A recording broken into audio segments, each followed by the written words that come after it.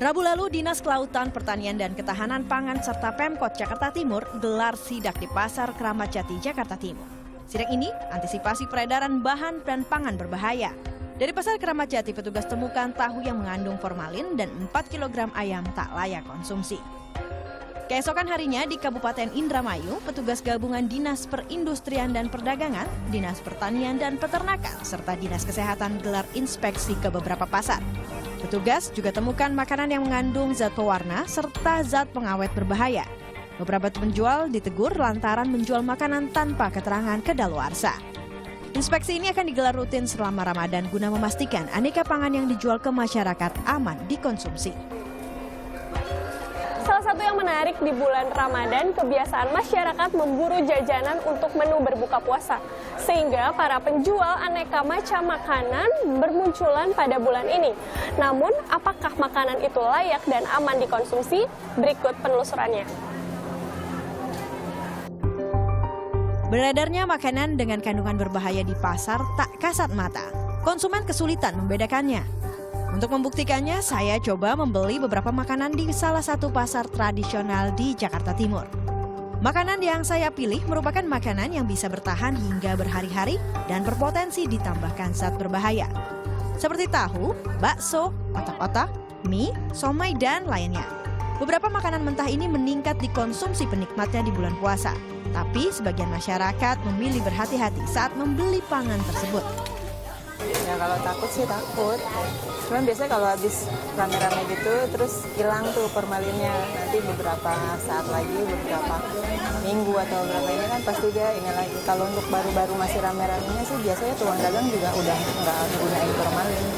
Kalau saya sih kalau misalnya buat ayam gitu, saya lebih baik di tempat-tempat minimarket gitu saya. Tapi di pasar saya jarang gitu ya. Misalnya gitu, kalau misalnya tahu-tahu juga kebetulan kan langganan, jadi kan kita jadi percaya gitu. Kalau yang saya ini kan saya nggak tahu, tiap hari kan ganti orangnya. Tapi kalau langganan itu saya juga nggak tahu dia. Penjual makanan tidak memproduksi sendiri dagangannya, melainkan membeli dari pabrik pengolahan. Bukan cuma ke pasar tradisional, saya pun membeli beberapa takjil di pusat jajanan takjil di Jakarta Pusat. Macam-macam pilihan makanan ini selalu menarik diburu dan dikonsumsi masyarakat dalam menu santap puasa. Untuk memastikan ada tidaknya kandungan berbahaya, saya membawa makanan yang saya beli ke Laboratorium Kesehatan Dinas Kesehatan DKI Jakarta. Ada sekitar 10 makanan yang diuji langsung seperti tahu, bakso, sosis, kue tiaw, siomay, nugget, otak-otak, dan lainnya. Pendeteksian ini untuk melihat ada tidaknya kandungan zat formalin, boraks, metanil yellow, dan rodamin. Hanya dibutuhkan waktu selama 45 menit. Jika cairan tersebut berubah warna, dinyatakan positif adanya kandungan berbahaya. Namun jika ingin mengetahui kadar zat berbahaya tersebut dalam makanan, dibutuhkan waktu 4 hingga 5 hari. Selain itu ada metode baru yang digunakan, yaitu tidak perlu datang ke laboratorium. Kini masyarakat bisa lebih mudah mendeteksi kandungan boraks dalam makanan. Salah satunya dengan menggunakan alat sederhana yaitu tusuk gigi dan kunyit untuk mendeteksi secara cepat dan mudah ada tidaknya kandungan boraks. Cara pertama adalah tusuk gigi ditancapkan pada kunyit. Diamkan selama 1 hingga 2 menit. Kemudian ambil tusuk gigi yang telah berwarna kuning tersebut dan keringkan, tapi jangan terkena sinar matahari. Setelah dikeringkan, tusuk gigi ditancapkan pada bakso atau makanan yang rentan mengandung boraks. Diamkan selama 2 menit. Untuk mendeteksi adanya bahan makanan yang mengandung berbahaya terlihat dari perbedaan tusuk gigi ini. Seperti tusuk gigi yang berubah warna menjadi merah kecoklatan, berarti bahan makanan mengandung boraks. Namun jika tusuk gigi tidak berubah warna, berarti makanan layak untuk dikonsumsi. Boraks merupakan bahan kimia yang biasa digunakan untuk industri non-pangan, namun salahnya penjual nakal menambahkan boraks ke dalam makanan. Tujuannya untuk memperbaiki tekstur makanan sehingga menghasilkan bentuk yang bagus. Adapun formalin digunakan untuk mengawetkan sampel biologi atau mengawetkan mayat.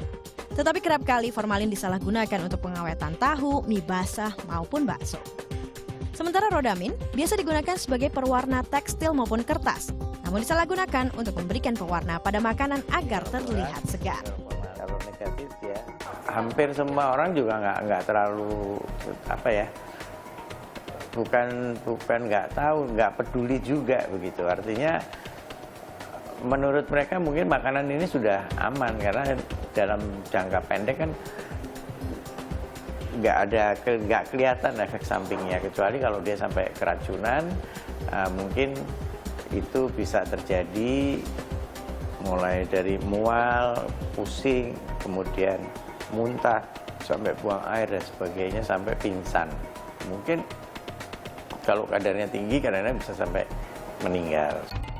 Dampak jangka panjang dalam kandungan zat kimia berbahaya memang tidak terjadi secara cepat.